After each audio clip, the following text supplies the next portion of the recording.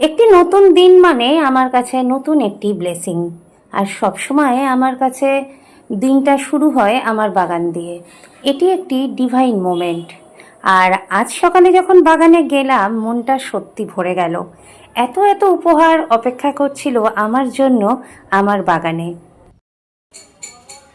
জন্মদিন কিন্তু বছরে একবারই আসে, আর নিজের জন্মদিন নিজেকেই সেলিব্রেট করতে হয়।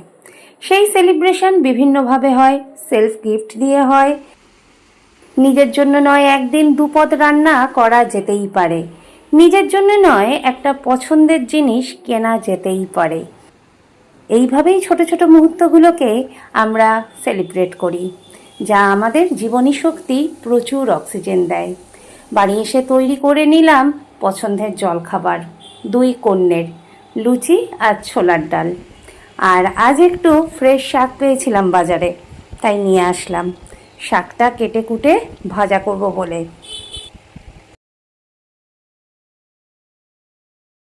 আর এদিকে চলছে একটা বড় সারপ্রাইজ আমার জন্য। ভিডিওগুলো কিন্তু আমার করা না, আমার 2 কন্যের করা। এইভাবেই ওরা সাজিয়েছিল কেক কাটার জায়গাটাকে। যদিও কেক কাটার খুব একটা পরিপন্থী আমি নই। আমার তো মনে হয় এমনি আনন্দ করে একটুখানি কাটালেই, একটু খাওয়া দাওয়া করলেই জন্মদিন হয়ে যায়।